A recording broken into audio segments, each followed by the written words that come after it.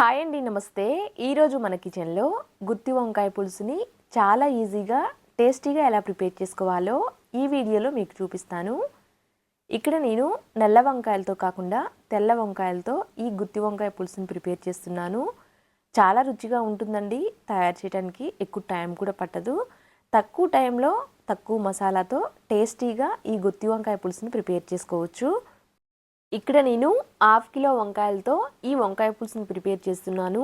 ముందుగా అందుకోసం మసాలా ప్రిపేర్ చేయాలి కాబట్టి స్టవ్ మీద ఒక ప్యాన్ని పెట్టి కొన్ని ఎండు కొబ్బరి ముక్కలని అలాగే కొన్ని పల్లి గింజలు వేశాను.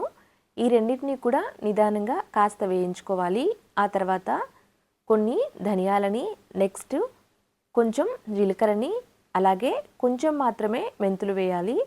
ఒక చిటికెడు వరకు మెంతులు వేశాను. వీటన్నిటిని కూడా నిదానంగా ఎక్కడ కూడా మాడకుండా మంచి అరోమా వచ్చే వరకు వేయించుకోవాలి. వీడియోలో చూపిస్తున్న విధంగా ఇలా వేగిన తర్వాత కొంచెం నువ్వులు కూడా వేశాను. ఇలా నువ్వులు వేసి కాస్త చిటపటలాడే వరకు వేయించుకొని స్టవ్ ఆఫ్ చేసేసి పక్కన పెట్టేసేయాలి. ఇవి పూర్తిగా చల్లారిన తర్వాత ఇప్పుడు మిక్సీ జార్లోకి తీసుకుంటున్నాను. వేయించి పెట్టుకున్న మసాలా దినుసులు వేసిన తర్వాత వీటిలోకి కొంచెం దాల్చిన చెక్కని, ఒక 2 లవంగం మొగ్గలు కూడా వేసి ఇక్కడ వీడియోలో చూపిస్తున్న విధంగా ఇలా మెత్తగా పొడి చేయాలి. ఆ తర్వాత ఒక పెద్ద ఉల్లిపాయని ఇలా ముక్కలుగా కట్ చేసి తీసుకున్నాను. అలాగే కొంచెం ఉప్పుని, నెక్స్ట్ కొంచెం కారం కూడా వేస్తున్నాను. అలాగే కొంచెం పసుపును కూడా వేసేసి వీలైనంత మెత్తగా పొడి చేయాలి. ఇక్కడ నేను ఉప్పు, కారం, పసుపుతో పాటు అల్లం వెల్లుల్లి పేస్ట్ని కూడా వేశాను. వీటన్నిటిని కూడా వీడియోలో చూపిస్తున్న విధంగా ఇలా పేస్ట్ పట్టి పక్కన పెట్టేసేయాలి. నెక్స్ట్ ఇప్పుడు వంకాయల్ని కట్ చేయటం కోసం ముందుగా నీళ్ళల్లోకి ఉప్పు వేశాను. ఈ వంకాయల్ని వీడియోలో చూపిస్తున్న విధంగా ఇలా కట్ చేయాలి. ఈ గుత్తి వంకాయ పులుసు కోసం తీసుకునే వంకాయలు మరీ పెద్దగా కాకుండా ఇలా వీడియోలో చూపిస్తున్న విధంగా ఇలా మీడియం సైజు ఉండే వంకాయలు తీసుకుంటే పులుసు చాలా రుచిగా ఉంటుందండి. వంకాయలకి మసాలా చక్కగా పడుతుంది. అన్నీ కూడా ఇలా చూసి కట్ చేసుకోవాలి. పురుగులు ఉన్నాయేమో చూసి ఇలా కట్ చేసి ఉప్పు నీళ్ళలో వేసేయాలి. ఇలా బాగా కడిగేసిన తర్వాత ఇప్పుడు మనం ముందుగా మసాలా పేస్ట్ పట్టాం కదా, ఆ మసాలా పేస్ట్ని ఈ వంకాయల్లోకి పెట్టేసేయాలి. ఇక్కడ నేను హాఫ్ కిలో వరకు వంకాయలు తీసుకున్నానండి. మనం తీసుకున్న మసాలాకి ఈ వంకాయలకి కరెక్ట్గా సరిపోతుంది. ఇక్కడ చూడండి, వీడియోలో చూపిస్తున్న విధంగా వంకాయలన్నిటికీ కూడా ఇలానే మసాలా పట్టించాలి. ఇలా మసాలా పట్టించి వంకాయ పులుసుని ప్రిపేర్ చేస్తే వంకాయ ముక్కలు చప్పగా లేకుండా చాలా రుచిగా ఉంటాయండి. అలాగే వంకాయలు తీసుకునేటప్పుడు కూడా మరీ పెద్ద వంకాయలు కాకుండా ఇలా వీడియోలో చూపిస్తున్న విధంగా మీడియం సైజు ఉండే వంకాయలు తీసుకుంటే గుత్తి వంకాయ పులుసు చాలా రుచిగా ప్రిపేర్ అవుతుంది. ఇక్కడ చూడండి, అన్ని వంకాయలకి కూడా ఇలానే మసాలా పట్టించి ఒక ప్లేట్లోకి తీసుకున్నాను. ఇప్పుడు ఈ ప్లేట్ని కాస్త పక్కన పెట్టి స్టవ్ మీద పాత్రను పెట్టేసేయాలి. కొంచెం నూనెని వేస్తున్నాను. వంకాయలు ఫ్రై చేయటం కోసం తగినంత నూనెని వేయాలి. ఇలా నూనె వేసి వేడైన తర్వాత ముందుగా మసాలా పట్టించిన వంకాయలన్నింటినీ కూడా ఇలా వేసేయాలి. వంకాయలన్నింటినీ కూడా ఇలా చక్కగా పెట్టేసిన తర్వాత మీడియం ఫ్లేమ్లో పెట్టి మూత పెట్టి వీటిని చక్కగా మగ్గించాలి. వంకాయలు కాస్త కలర్ చేంజ్ అయ్యే వరకు మగ్గించాలి. ముందుగా వంకాయల్ని ఇలా మగ్గించడం వల్ల వంకాయ పులుసుకి చాలా రుచి వస్తుందండి.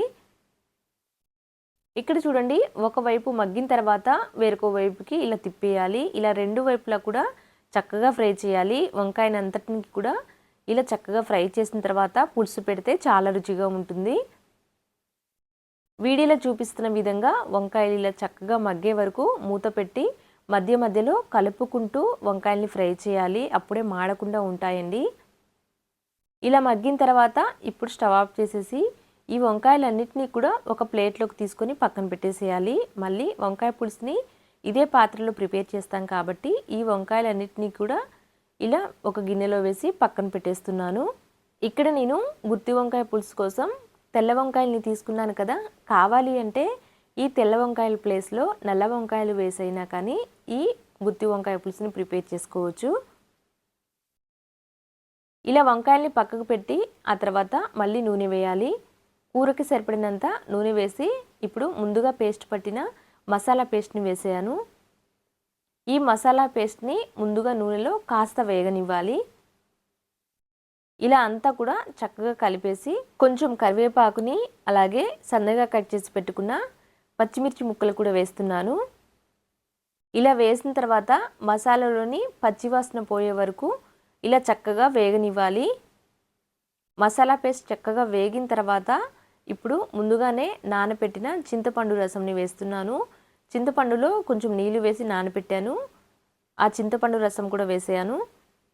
ఇలా చింతపండు రసం వేసిన తర్వాత అంతా కూడా ఒకసారి కలిపి ఇప్పుడు గ్రేవీకి తగినన్ని నీళ్లు కూడా వేయాలి.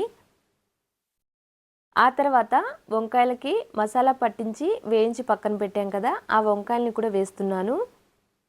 ఇలా వంకాయలు కూడా వేసిన తర్వాత లో ఫ్లేమ్లో పెట్టి మూత పెట్టి 1-2-3 నిమిషాలు ఉంచాము అంటే గుత్తి వంకాయ పులుసు చాలా రుచిగా ప్రిపేర్ అవుతుంది.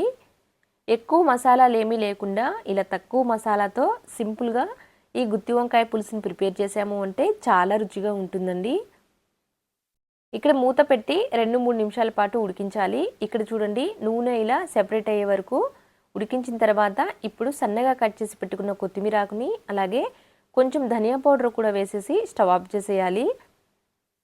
ఈ స్టేజ్లో స్టవ్ ఆఫ్ చేసాము అంటే చల్లారితే గ్రేవీ మరి కాస్త చిక్కబడుతుంది. చూశారు కదా, చాలా సింపుల్గా టేస్టీగా గుత్తి వంకాయ పులుసు ప్రిపేర్ అయింది. ఇప్పుడు స్టవ్ ఆఫ్ చేస్తున్నాను. ఈ గుత్తి వంకాయ పులుసుని రైస్, రోటీ, చపాతీస్లోకే కాదండి బగారా రైస్ లాంటి వాటిలో కూడా చాలా రుచిగా ఉంటుంది. చూశారు కదా, చాలా సింపుల్గా తక్కువ టైంలో చాలా టేస్టీగా ఉండే గుత్తి వంకాయ పులుసు ప్రిపేర్ అయింది. అంతే అండి. Thank you for watching.